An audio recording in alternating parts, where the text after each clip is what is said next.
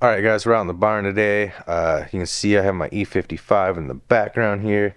This car might look somewhat familiar to you. If it does, that's because you've seen it on YouTube before. This was Sean's car from Fitment Industries. I bought it almost 2 years ago now. On Mother's Day it would be. You can see it's still, if you know the video, it's still got the frog in there. But yeah, pretty much how he left it is how I bought it. He had moved to Florida. My parents live in Florida, and they were kind enough to go pick this up for me one day. I actually had saw it for sale in was it Wisconsin or Minnesota or wherever Sean was from. I think Wisconsin, and messaged him, and then I didn't end up buying it. And a year later, I messaged him again, and he never sold it. Gave me a hell of a deal on the car. So I now own the Fitment Industries E55, I guess you could say. Um, if you're familiar with the car, it's got a bunch of upgrades. If not, you can go watch their videos.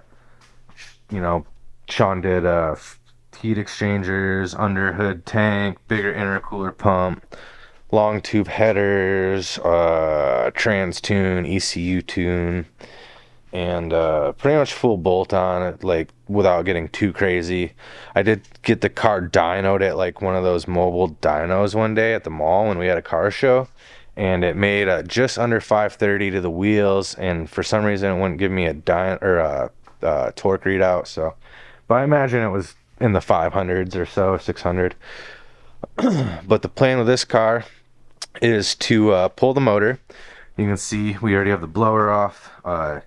It's absolutely filthy. The front main seal was leaking. It had some issues and stuff, so it's getting pulled. I'm gonna fix everything wrong with it, and we have a Whipple to throw on it as well as some other parts. And the goal is to make a 10-second daily that I can take my kid to school in, and eventually, I don't know how soon, we will be doing heads, cams, full E85, and shooting for like high to mid nines on a stock bottom end motor. That might be later this year. That could be in next winter. We're still working on the E30 touring here with the LS6 and the T56. So if you're not watching those videos, go watch those. And yeah, actually we might be giving that car away too. So not really sure yet, but got a lot of stuff going on. I'm gonna go ahead, clear all this stuff off the table for the E30, and my buddy Justin will be here, and we're gonna start pulling the motor. Shouldn't be too bad. The exhaust is already off, and a bunch of other stuff. So really, it's yeah, we're like halfway there. We're just gonna pull it straight up and out. Leave the trans probably in there. I just did a trans service.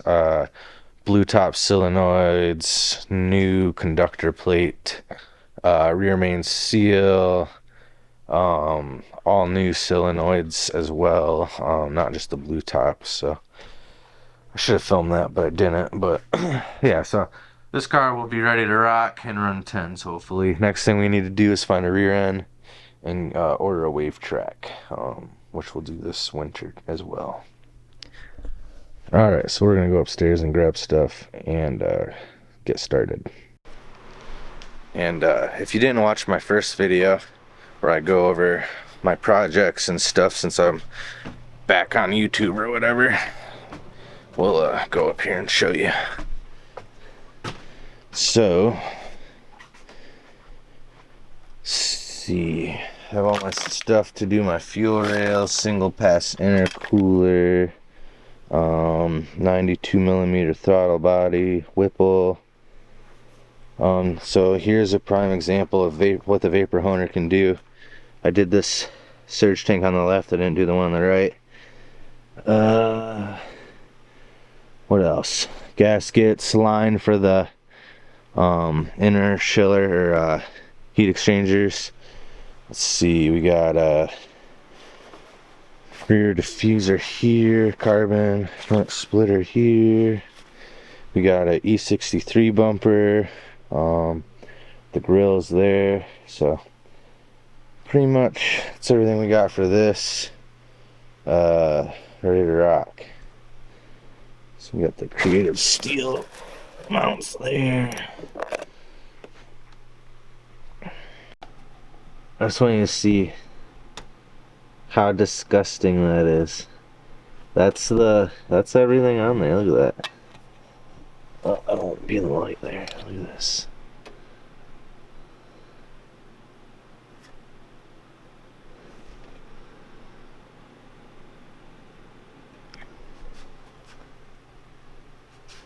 Is all 17s?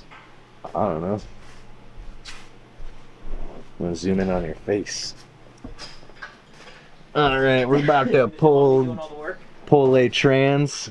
You doing all the work? I'm doing all the work.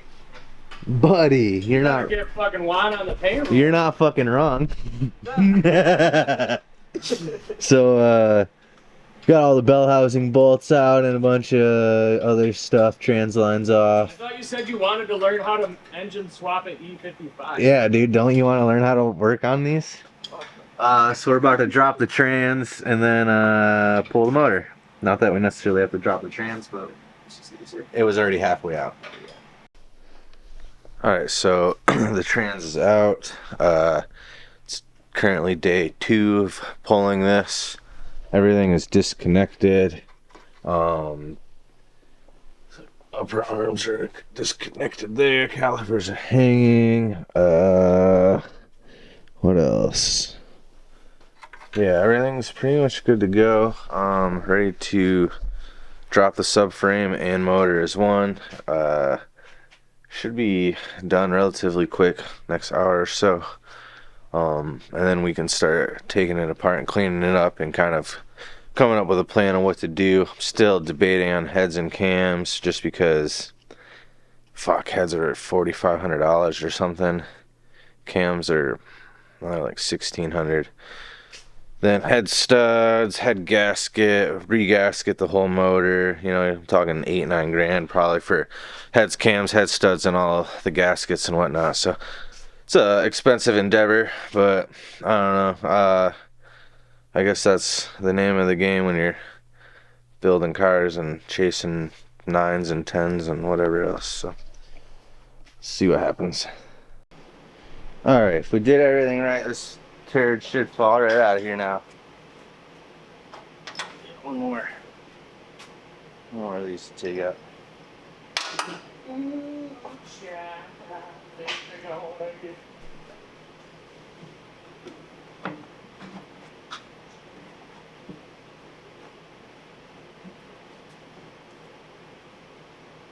Bro, your mom should have named you Bob with the way you be just hanging out with that plumber's crack all the Fuck off, dog.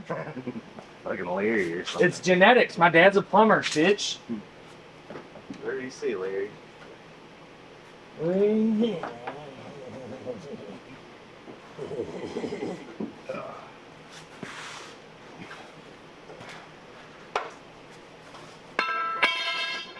Oh, so you can't spin it?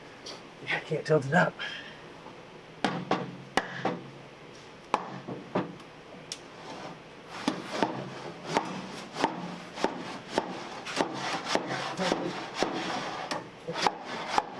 It's up now.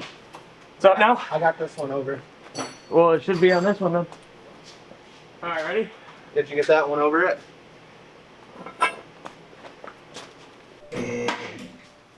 Something looks like it's hanging up. It's this line here. The water pump. Hold on. Did you get it unhooked?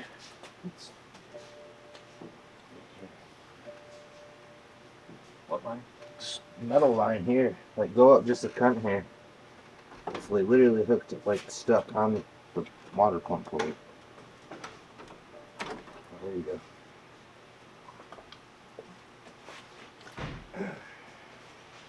Ready? I believe so. Keep going. Yep. Want to scoot the cart back. You should be able to keep going. I think you're on money now.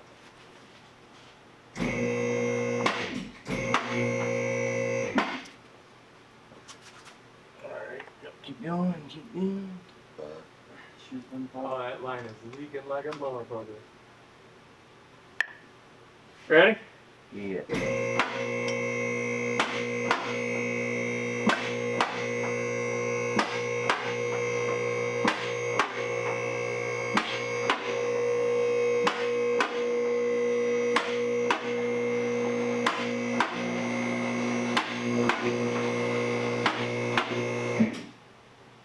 Now it's ready for a fucking LS swap, baby. Here she sits. Is this okay, we're good. Stable. Scared me a little when it made that noise. Alright, boys, she is out. How fucking nasty it is.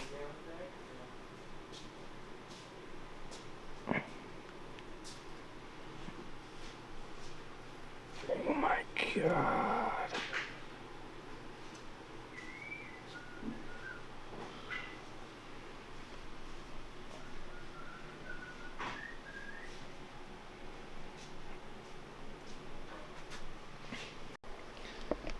Alright, so now that we got the motor out, our next step is going to be cleaning it up. Obviously, I just showed you how filthy it is. I'm going to go ahead, we're going to pull the headers and get those taken off, get it separated from the subframe, get the coil packs and everything off, get the wiring harness separated, take all the pulleys and everything off the front. We're going to do the front cover, water pump, just make this thing look like a brand new engine. We're going to do valve cover gaskets, redo the valve covers, and then I have the Whipple upstairs and a bunch of parts. Might Cerakote the headers as well while we're in there. Already did the rear main and a trans service. I just spent like $1,300 on all new solenoids and everything for the trans and doing that. Creative steel motor mounts, creative steel trans mount, everything creative steel makes, subframe bushings, differential mounts. What else? That's about it for now I can think of, but we're gonna go ahead and start knocking this thing out over the next day. Start getting it cleaned up. I bought a vapor honer, so we'll be vapor honing some stuff and getting her looking right. Yeah, that thing's nasty. But yeah, so that'll probably do it. If you guys can, please like, share, subscribe, and let me know what you think about this engine and the Whipple, and you think we'll be able to run 9s or at least low 10s? What do you think? I'm curious. Chime in.